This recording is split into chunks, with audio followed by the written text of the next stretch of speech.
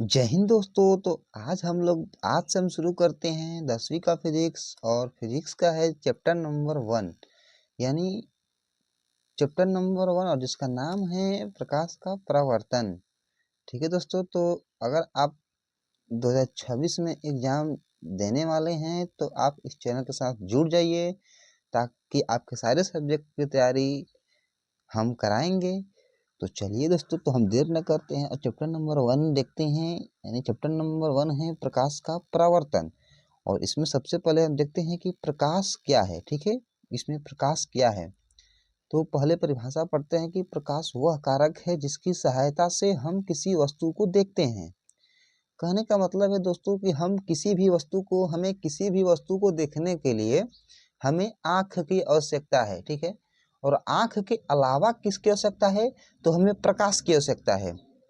जैसे मान लीजिए हम दिन में किसी भी वस्तु को देख लेते हैं तो कैसे देखते हैं? क्योंकि सूर्य का प्रकाश आ रहा होता है दिन में। ठीक है, और रात में हम किसी वस्तु को नहीं देख पाते हैं। क्यों? क्योंकि रात में सूर्य का प्रकाश नहीं होता है। तो हम क्या करते हैं कि किसी टॉर्च का उपयोग करते हैं या बल्ब का उपयोग करते हैं। रात में देखने के लिए हम लोग किसका उपयोग करते हैं? टॉर्च हो गया, बल्ब हो गया, इसका इस्तेमाल करते हैं। तो दिन में तो सूर्य रहता है, सूर्य प्रकाश देता है तो हम लोग देखते हैं। लेकिन रात में हम नहीं देख पाते हैं क्योंकि आँख का अपना प्रकाश नहीं होता है। हम जब जब दूसरे से प्रकाश आएगा यानी किसी वस्तु से प्रकाश आएगा तब हम उस किसी भी वस्तु को देख सकते हैं। चलिए ठीक है, प्रकाश का यही परिभाषा है। चलिए देखते हैं अब अगला क्या है। प्रकाश के गुण। प्रकाश के गुण कौन कौन होते हैं दोस्तों, ये देखते हैं। लिए प्रकाश के गुण देखते हैं। देखिए, प्रकाश के गुण में पहला है प्रकाश एक प्रकार की ऊर्जा है। प्रकाश क्या है दोस्तों? एक प्रकार की ऊर्जा है। यह निर्वात में भी गमन करती है। निर्वात कहने का मतलब जहाँ वायु शून्य हो, हवा शून्य हो, वह निर्वात की अवस्था होती है। ठीक है, वायु शून्य हो तो वह अवस्था निर्वात की होती है। तो क्या होगा कि निर्वात में भी गमन करती है। निर्वात में इसकी चाल यानी जहाँ हवा नहीं है वहाँ प्रकाश की चाल कितना होता है? तो मीटर प्रति सेकंड में हो जाएगा दोस्तों। देखिए, 3 × 10⁸ मीटर प्रति सेकंड और लाख किलोमीटर प्रति सेकंड हो जाएगा दोस्तों। ठीक है, 3 लाख किलोमीटर प्रति सेकंड। इसको चेंज कैसे किया जाता है हम आगे के वीडियो में बता देंगे। तो अभी इतना याद रखिए कि निर्वात में प्रकाश की चाल 3 लाख किलोमीटर में होता है और मीटर प्रति सेकंड में 3 × 10⁸ मीटर प्रति सेकंड होता है। चलिए, ये हो गया। प्रकाश सरल रेखा में गमन करता है। नेक्स्ट पॉइंट क्या है कि प्रकाश सरल रेखा में गमन करता है। कहने का मतलब देखिए दोस्तों, प्रकाश सरल रेखा में कहने का मतलब सीधी रेखा में कहने का मतलब, देखिए प्रकाश सरल रेखा कह सकते हैं या इसके जगह सीधी रेखा भी कह सकते हैं। प्रकाश सीधी रेखा में गमन करता है, ये कैसे कह दिए? तो देखिए, जब हम किसी भी मान लीजिए टॉर्च को बारते हैं, तो टॉर्च को जब इसको जलाते हैं तो ये सीधा प्रकाश देता है। अगर मान लीजिए हमने टॉर्च को ऐसे घुमा लिया, ऐसे ऊपर, तो ये प्रकाश जो है इस तरफ से इस तरफ जाने लगता है। यानी जो प्रकाश होता है सीधा जाता है। इसलिए कह सकते हैं कि प्रकाश जो होता है सरल रेखा में, सीधी रेखा में गमन करता है। चलिए नेक्स्ट पॉइंट देखिए। प्रकाश एक विद्युत चुम्बकीय तरंग है। प्रकाश क्या है? एक विद्युत चुम्बकीय तरंग है। चलिए अब देखते हैं दोस्तों कि प्रकाश का स्रोत किसे कहते हैं। प्रकाश का स्रोत वह वस्तु जहां से प्रकाश निकलती है, वह वस्तु जहां से प्रकाश निकलती है या उत्सर्जित होती है उसे प्रकाश का स्रोत कहते हैं। कहने का मतलब है कि वह वस्तु जहां से प्रकाश निकलती है या उत्सर्जित होती है, मतलब कहने का मतलब है कि मान लीजिए ये टॉर्च है। ठीक है, ये टॉर्च है तो इससे प्रकाश निकलता है ना प्रकाश। तो यह है प्रकाश का स्रोत, इसको बोलते हैं प्रकाश का स्रोत। परिभाषा को रटिए मत, समझिए। प्रकाश का स्रोत किसे कहते हैं कि वह वस्तु जहां से प्रकाश निकले। जैसे टॉर्च से प्रकाश निकलता है तो ये हो गया प्रकाश का स्रोत हो गया ये। जैसे मान लीजिए हम लोग मोमबत्ती जलाते हैं तो इससे भी प्रकाश निकलता है, तो ये भी हो गया प्रकाश का स्रोत। क्या हो गया? प्रकाश का स्रोत। मान लीजिए हम लोग बल्ब जलाते हैं, ठीक है, बल्ब जलाते हैं ना दोस्त, तो वो भी क्या है? प्रकाश का स्रोत है। ललटेन क्या है? ललटेन क्या होता है? ललटेन होता है, ये भी है प्रकाश का स्रोत। ठीक है, प्रकाश का स्रोत कहने का मतलब यही हुआ कि जहां से प्रकाश निकलता है उसे प्रकाश स्रोत कहते हैं। चलिए दोस्तों,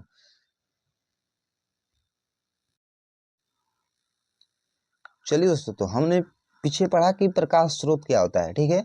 जिस वस्तु से प्रकाश निकलता है वो प्रकाश स्रोत है, ठीक है। तो प्रकाश स्रोत देखिए दो प्रकार का होता है। यह कितने प्रकार का होता है? दो प्रकार का। पहला है प्रकाश का प्राकृतिक स्रोत और दूसरा है प्रकाश का मानव निर्मित स्रोत, ठीक है दोस्त। प्रकाश के प्राकृतिक स्रोत में कौन कौन हो जाएंगे? सूर्य हो जाएगा, तारे हो जाएंगे, जुगनू हो जाएगा। कहने का मतलब देखिए सूर्य क्या है? प्राकृतिक। प्रकृति का मतलब होता है जिसे मानव ने नहीं बनाया। प्राकृतिक कहने का मतलब है कि जिसको मानव ने नहीं बनाया, ठीक है। तो मानव ने नहीं बनाया यानी सूर्य को तो मानव ने नहीं बनाया है, ये प्राकृतिक स्रोत है। तारे हो गए, जुगनू, जुगनू जिसको हम लोग गांव देहात में भगजुगनी बोलते हैं, वो एक कीड़ा होता है, उसके पीछे क्या होता है कि लाइट लगा होता है, ठीक है। लगता है कि उसमें लाइट फिट किया गया है, लेकिन नहीं, वो प्राकृतिक रूप से उसे मिला होता है, ठीक है। वो जुगनू भी प्राकृतिक स्रोत है प्रकाश का, उससे भी प्रकाश निकलता है।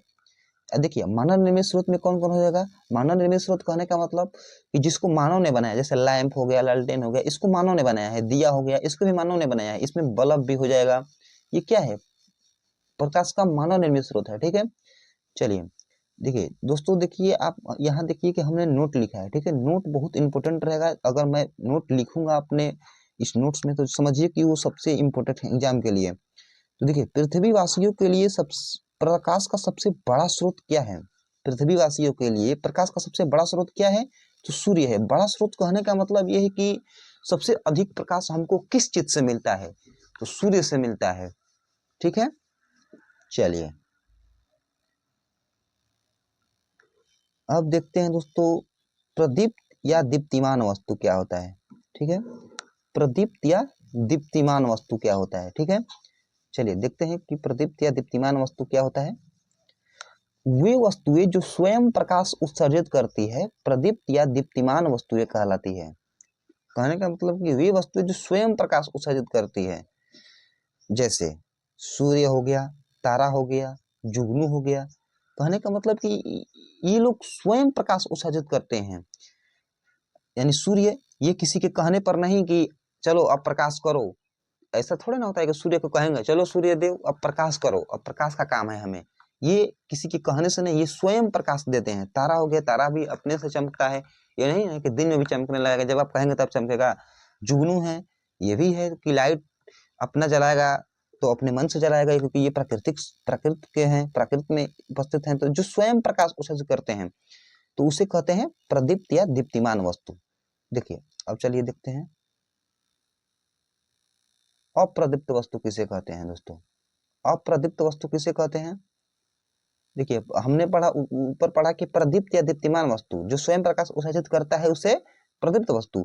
अप्रदीप्त वस्तु किसे कहते हैं? कि ऐसा वस्तु है जो स्वयं प्रकाश उत्सर्जित नहीं करती है, ठीक है। नहीं करते, देखिए यहाँ नहीं दिमाग में लाइए, नहीं करती है यानी कि जो स्वयं प्रकाश उत्सर्जित नहीं करती है। जैसे चंद्रमा हो गया, चंद्रमा दोस्तों चमकता है लेकिन इसका अपना प्रकाश नहीं होता है, ये सूर्य का प्रकाश लेता है और तब चमकता है। जैसे टेबल हो गया, कुर्सी हो गया, इसके पास अपना प्रकाश थोड़ी ना होता है टेबल के पास, कुर्सी के पास। क्यों? क्योंकि इस जब हम प्रकाशित वस्तु को जलाते हैं तो हम टेबल को देखते हैं, कुर्सी को देखते हैं, इसीलिए ये अप्रदीप्त वस्तु है। यानी कि जो प्रकाश उत्सर्जित नहीं करता है, जिस जिस वस्तु से प्रकाश नहीं निकलता है उसे अप्रदीप्त वस्तु कहते हैं। चलिए दोस्तों, अब हम लोग देखते हैं प्रकीर्णन क्या होता है, ठीक है। चलिए अब हम लोग देखेंगे कि प्रकीर्णन क्या होता है। प्रकीर्णन क्या होता है? प्रकाश जब सूक्ष्म कणों पर पड़ता है तो वे कण उन पर पड़ने वाली प्रकाश की कुछ ऊर्जा को अवशोषित कर फिर उसे चारों ओर विकिरित करते हैं। इस प्रक्रिया को प्रकीर्णन कहा जाता है।